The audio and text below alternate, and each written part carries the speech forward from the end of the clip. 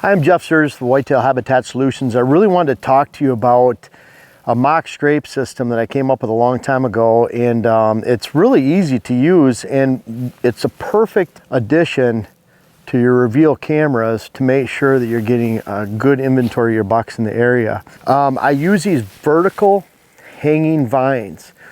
Now, I've seen it all when it comes to mock scrapes. You can imagine all the properties I've been to throughout the years.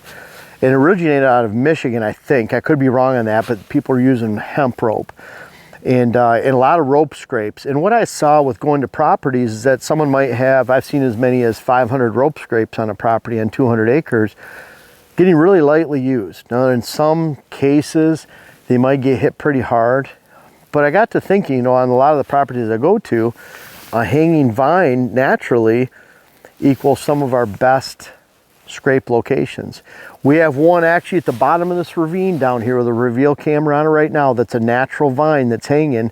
But here we had a reveal camera on right back here, and we had that on for the hunting season. This was a really cool spot. We have a water hole right next to Dylan.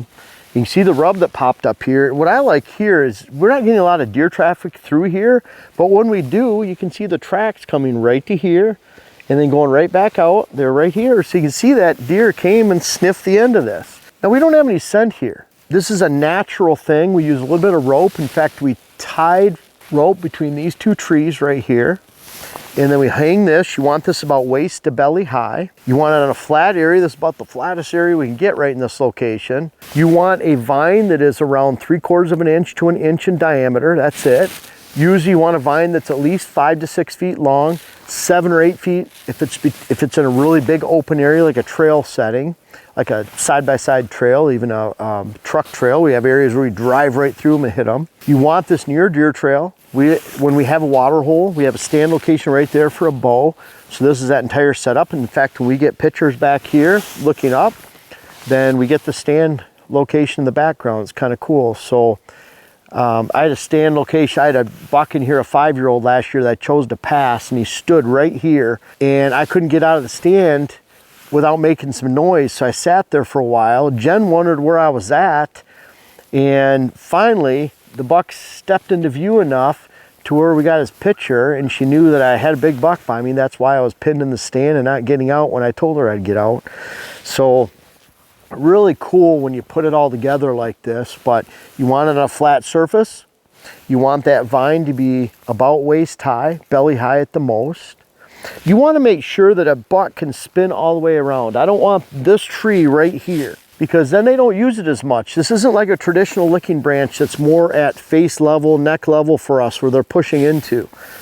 You want there to be a little bit of rigidity for this and heft. You don't want this vine to only be this big right here.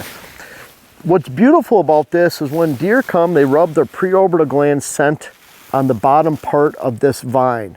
Now you can use jack pines up north. You can use aspen branches, hemlock, whatever is rubbed a lot in your area. But what I find lasts a long time and seems to be the most consistently hit and best scrapes I find that are naturally occurring in the woods are vines that are hanging down. You might not have them in your area, so find the branch of your choice, white oak branches, basswood, whatever it might be.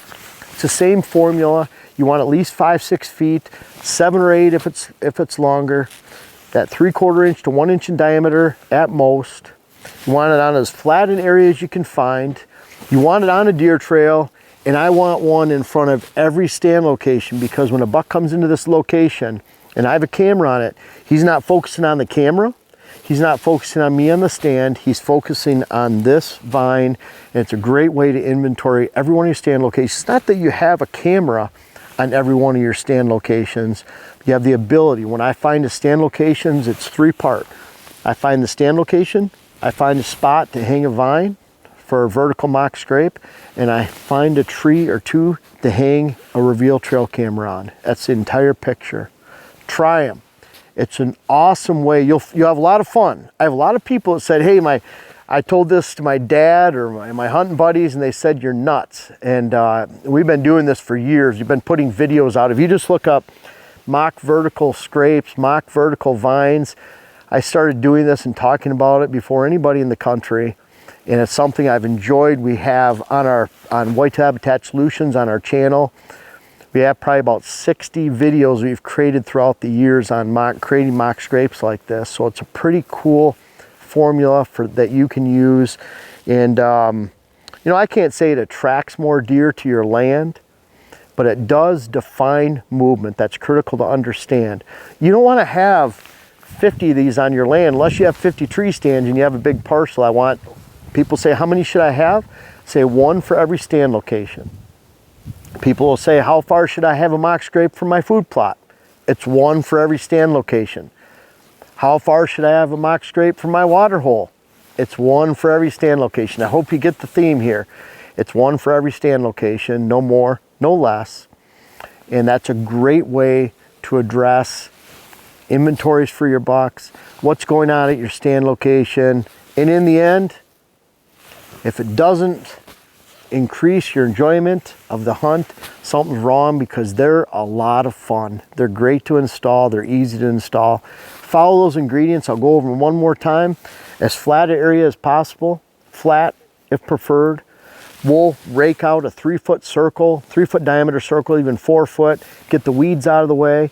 Yes, I actually pee in them when we start them a lot. I don't think it really helps or hurts. I'm not really sure, but we do it anyways. It's not gonna hurt anything. Let the natural scent that comes from the preorbital glands accumulate on the end of this. Vine is 3/4 of an inch to 1 inch in diameter, 5 to 6 feet long minimum. Tie them from a branch or hang a line between 2 trees and hang it from there, and you'll have a lot of fun with these this fall. Got a great inventory. It'll probably make you buy some more cameras, because you end up wanting them at every stand location, because again, you'll have a hanging vertical mock scrape at every stand location. Make sure you find that tree for the stand, the mock scrape, and the camera all at the same time. And you'll go into this season well prepared with a good idea of what's in your area. And you'll be able to watch all your stand locations. And it's a great way to not only have a lot of fun, but really help and assist your hunt going into this fall.